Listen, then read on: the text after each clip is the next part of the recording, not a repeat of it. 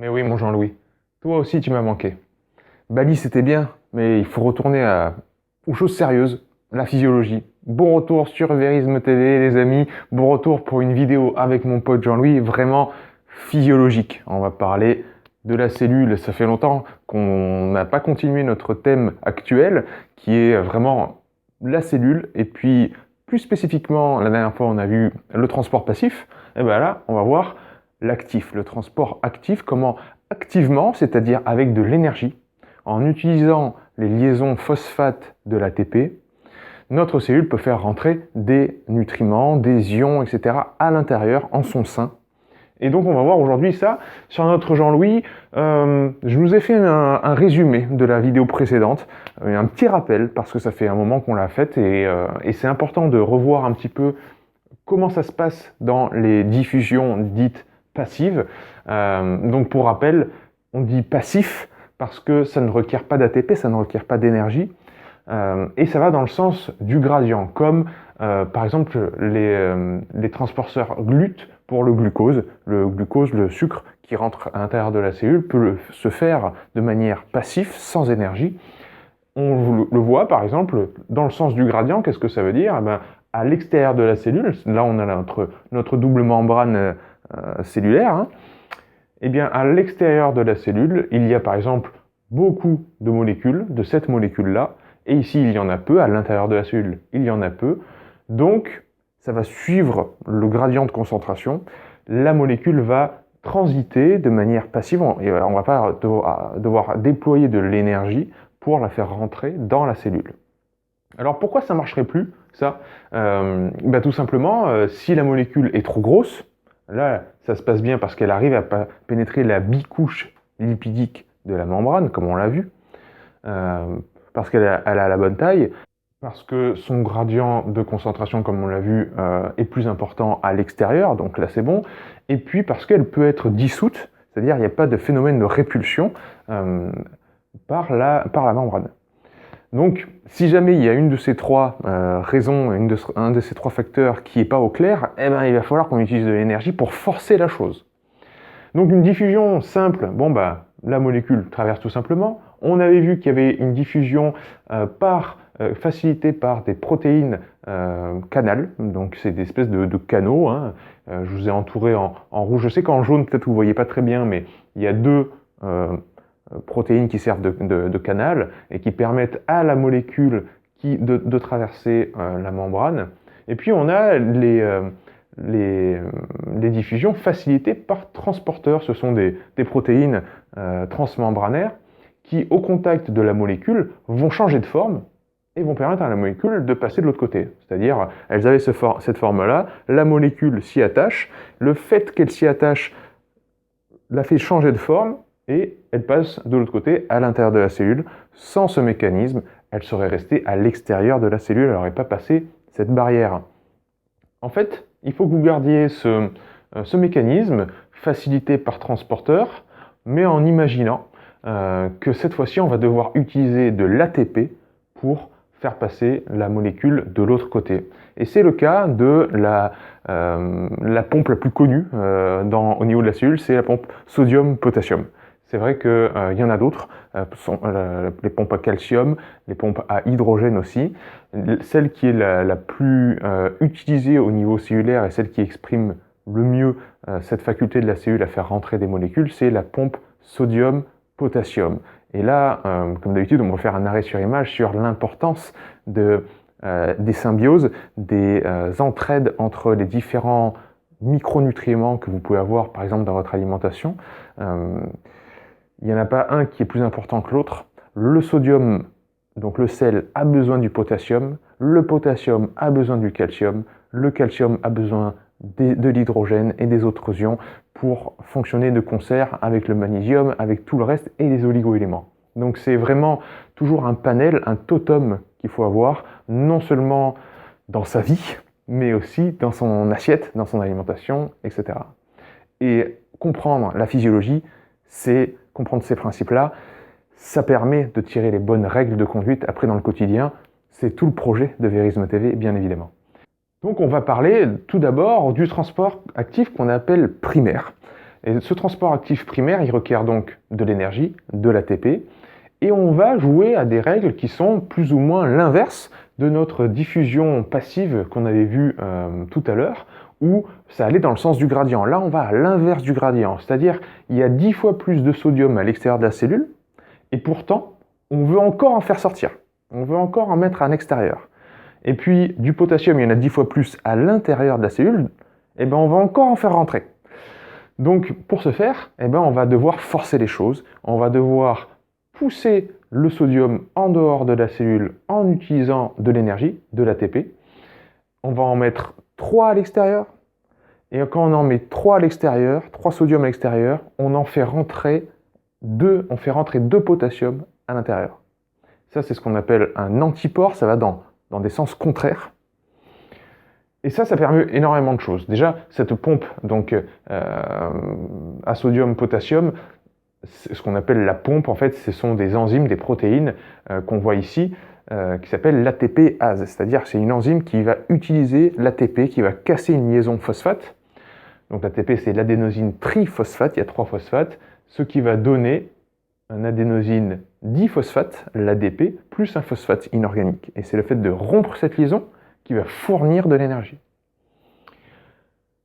On parle donc de gradient électrochimique pour les ions et les nutriments, c'est-à-dire que ce n'est pas seulement un gradient électrique, c'est pas seulement un gradient chimique. Le gradient chimique, ça va être vraiment cette concentration-là, qu'on a vu tout à l'heure, mais c'est aussi des particules qui sont chargées, Na+, Cl- pour le chlore.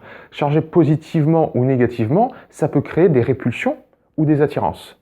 Donc, au niveau du transport actif, c'est à la fois des gradients, des différences, des concentrations, donc des choses qui sont en quantité, mais aussi des choses qui sont chargées. Donc, c'est électrochimique. Ça permet de la régulation de tout un tas de choses, évidemment du nombre de solutés dans le sang, donc le nombre d'ions, de nutriments, de vitamines, etc. à l'intérieur de la cellule et à l'extérieur de la cellule, mais aussi la pression osmotique, comme on l'a vu dans les vidéos précédentes sur la cellule. C'est très important que les liquides soient en certaines quantités à l'intérieur et à l'extérieur de la cellule. Et c'est extrêmement important, comme on l'a vu pour le système nerveux, au niveau des cellules excitables, c'est-à-dire le muscle cardiaque, votre cœur, les neurones et les muscles striés. Ce sont les cellules qu'on peut activer, qu'on peut exciter, et on avait vu à quel point c'était important, le rôle notamment du sodium et du potassium pour les neurones, quand ils vont avoir une différence de voltage et qu'ils vont pouvoir relâcher leurs neurotransmetteurs, comme on va le voir après. Ce faisant, le transport actif primaire va pouvoir activer, rendre disponible un transport actif qui est dit secondaire. Pour ça, on va utiliser une analogie, comme on aime bien le faire sur Verisme TV avec notre pote Jean-Louis. On va imaginer que ce transport actif, c'est en fait vous qui faites acheminer de l'eau en haut d'une montagne. Vous avez un réservoir d'eau. Moi, il y en a un juste là, c'est le réservoir d'eau de la ville, il est en haut de la colline. On comprend bien que pour faire arriver l'eau depuis la nappe phréatique jusqu'en haut de la colline, on va devoir utiliser une pompe, on va devoir utiliser de l'électricité, de l'énergie d'une quelconque manière pour la faire acheminer là-haut. Mais une fois qu'elle est là-haut, on pourrait s'en servir, imaginons, pour lui faire dévaler la pente et créant un espèce de canal et de rivière qui circule du haut en bas de la colline, on pourrait y mettre, je sais pas moi, une embarcation avec des vivres dedans et faire circuler, utiliser secondairement, de manière secondaire, l'eau qu'on a pompée en haut pour un deuxième emploi, un deuxième job, quelque chose qui va nous servir. C'est exactement le même principe pour le transport actif secondaire. Le fait d'avoir pompé du sodium en dehors de la cellule, on va pouvoir s'en servir quand il va retourner à l'intérieur de manière passive, simple. Il va embarquer par exemple du glucose. C'est ce qui se passe dans certaines cellules, notamment endothéliales, notamment de l'intestin grêle, mais aussi des acides aminés et d'autres nutriments. On a besoin de tout ça pour faire rentrer du sucre dans les cellules, pour faire rentrer des protéines, des acides aminés dans les cellules, pour être en bonne santé, tout simplement. Et c'est pour ça que toujours essayer de trouver la bonne solution, la bonne molécule, ce qui manque. Ah bah cette personne-là, il lui manque du sel dans son alimentation. Je dis non, non, non, il faut surtout pas manger de sel. Le sodium, c'est mauvais, le sodium, c'est bon. Les protéines, c'est bon ou c'est mauvais. Le sucre, est-ce que c'est bon ou c'est mauvais? On a besoin de tout. On se rend bien compte que c'est un écosystème où chaque acteur est dépendant de l'autre. Donc c'est complètement... ça va extrêmement à l'encontre, évidemment, tous mes propos de ce qui se dit actuellement sur Internet, où on essaie toujours de trouver celui qui est bon, celui qui est mauvais, celui qui est plus important, celui qui est facultatif. J'espère que cette compréhension de la physiologie vous fait bien comprendre qu'on est très loin de comprendre tous les principes et les processus mis en œuvre, et que la nature est arrivée à nous doter d'une complexité où... si ça existe, c'est pas pour rien. Il ne faut pas s'amuser à essayer de déjouer et truquer le système. Il faut vraiment regarder ça avec humilité, de se dire, bon, apparemment, c'est bien plus complexe et bien plus... j'arriverai jamais à l'appréhender dans sa globalité, ça c'est clair, et dans les moindres détails. Par contre, je peux au moins essayer de respecter ces principes-là, et d'être le moins interventionniste possible. Bref. Donc tout ça, c'est pour le transport actif primaire et le transport actif secondaire. Maintenant, on a un autre type de transport actif, c'est le transport vésiculaire. C'est-à-dire qu'on va utiliser des vésicules, des petits sacs en fait, pour faire transiter des molécules qui sont à l'extérieur de la cellule vers l'intérieur.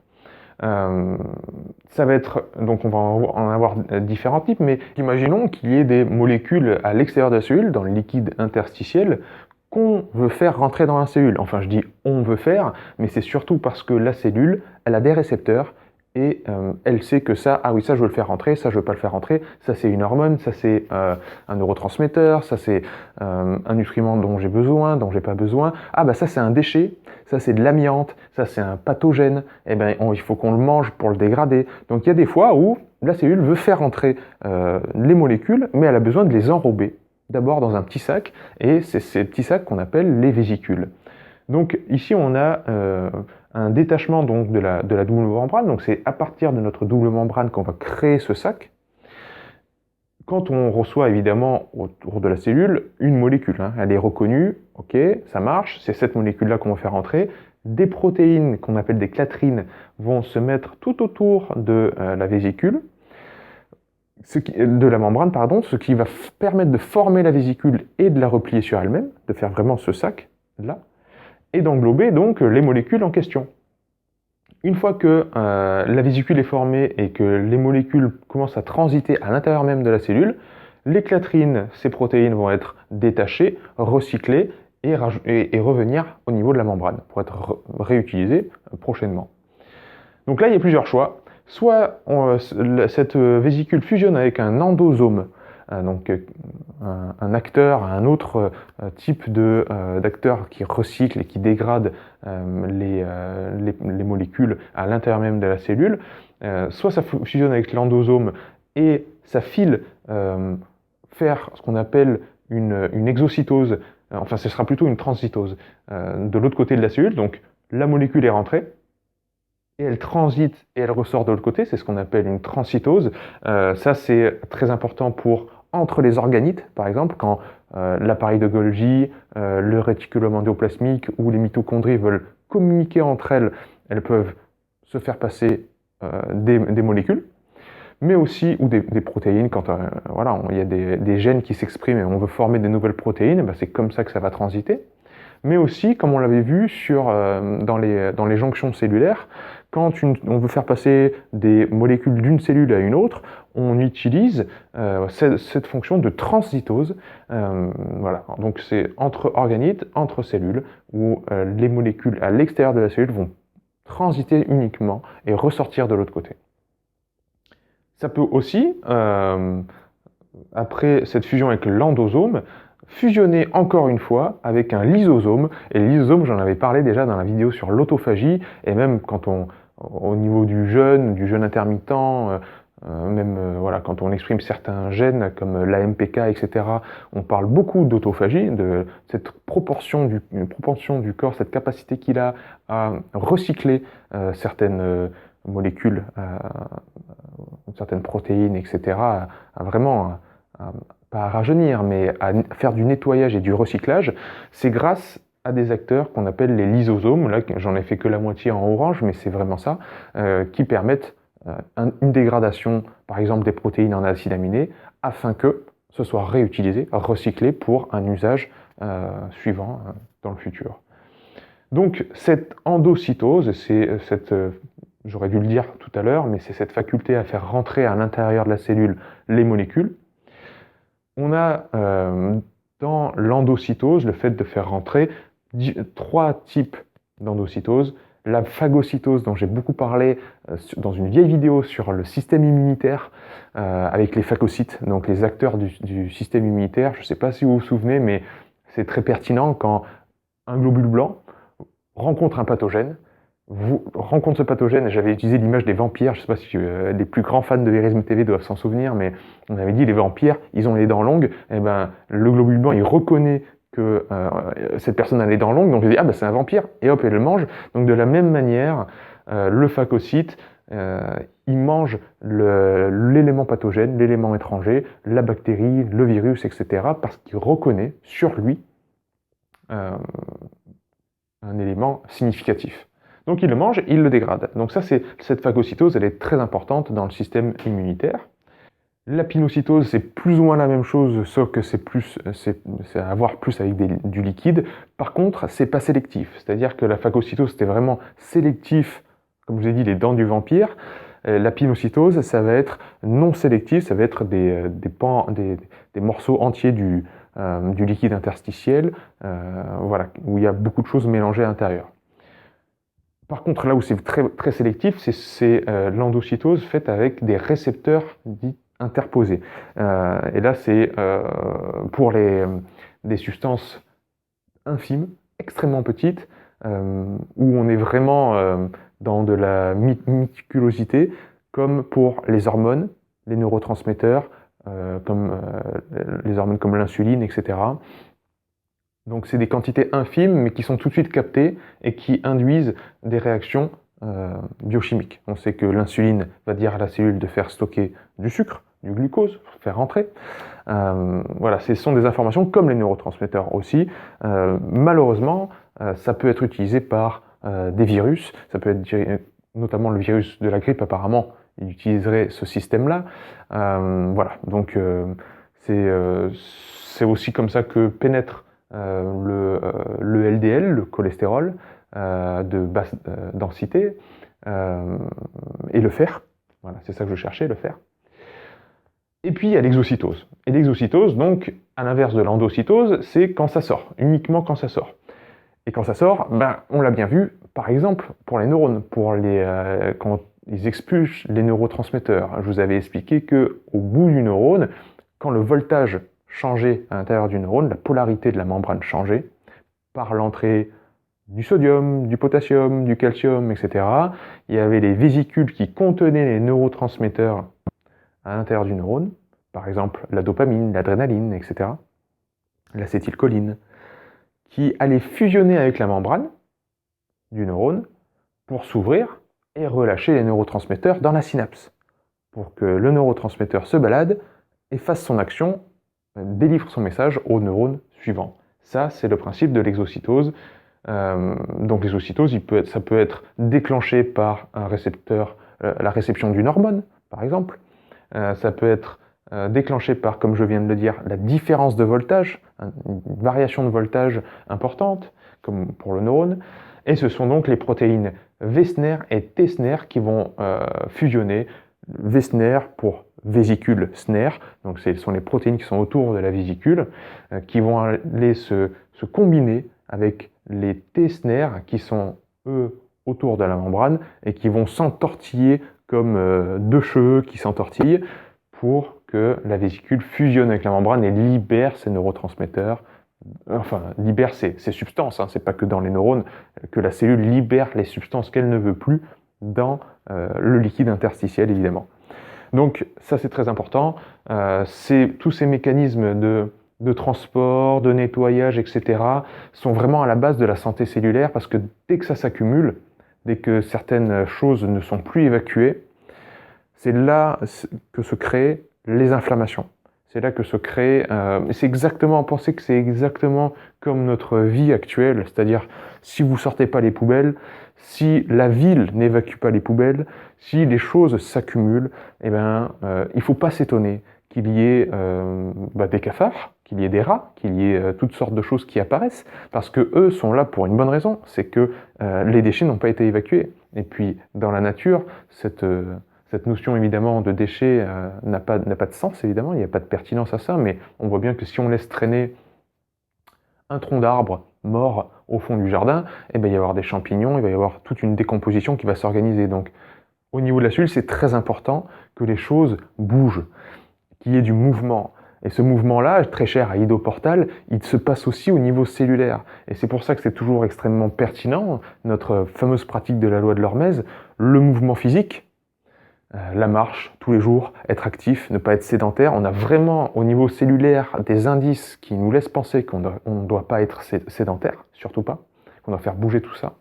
Parce que le mouvement physique permet la vascularisation, permet le mouvement du sang, de la lymphe, du liquide interstitiel et donc du nettoyage cellulaire, mais aussi les bains froids, les bains chauds, le sauna, les techniques de respiration pour activer le diaphragme qui va presser le foie, qui va faire bouger tout le sang dans le corps. Que sais-je? Toutes les techniques de la loi de l'hormèse valident, d'une certaine manière, le sens que nous montre le vivant. Il nous montre la direction à suivre, il n'y a plus à nous que de suivre ces directions-là en étant le moins interventionniste possible, comme je vous l'ai dit. C'est-à-dire, on respecte ses principes, mais on ne fait pas plus. Voilà les amis, on en a fini pour le transport actif, c'était costaud, il y a beaucoup de mots compliqués, mais vous êtes sur YouTube, vous pouvez faire replay, vous pouvez revenir en arrière, en avant, etc. Si la vidéo vous a plu, likez, partagez, enseignez tout ça. Vous connaissez mon approche, on doit toucher les plus jeunes. On doit vraiment sensibiliser les enfants, les ados à ça. Vous-même, si vous êtes adulte, c'est génial, mais les plus jeunes, c'est vraiment le cœur de cible de Vérisme TV. C'est pour ça que je fais ce travail. Donc, ce qui serait top, c'est que ça, vous vous l'appropriez et que vous arriviez à restituer ça à votre enfant de 5 ans, à votre cousin qui est plus jeune que vous, ou même à une personne âgée, on s'en fiche, à n'importe qui, à un autre. Passez ce savoir, passez cette information-là, utilisez les mêmes analogies que moi, la montagne avec la chute d'eau, etc. C'est essentiel, parce qu'une fois qu'on a expliqué les principes, on ne se laisse plus balader. On ne va plus se faire avoir par tous les vendeurs de tapis et de savates, de quoi que ce soit. J'ai rien contre les savates et les tapis, hein, évidemment, mais tous ceux qui essayent de nous vendre quelque chose et qui nous disent que, voilà. Une fois que vous comprenez ça, vous êtes zen. Vous êtes tranquille avec vous-même, en paix avec vous-même. Je vous donne rendez-vous dans une prochaine vidéo avec mon Jean-Louis pour parler physio, continuer notre voyage au niveau de la cellule, et en attendant, n'oubliez pas que la vérité, elle est déjà en vous.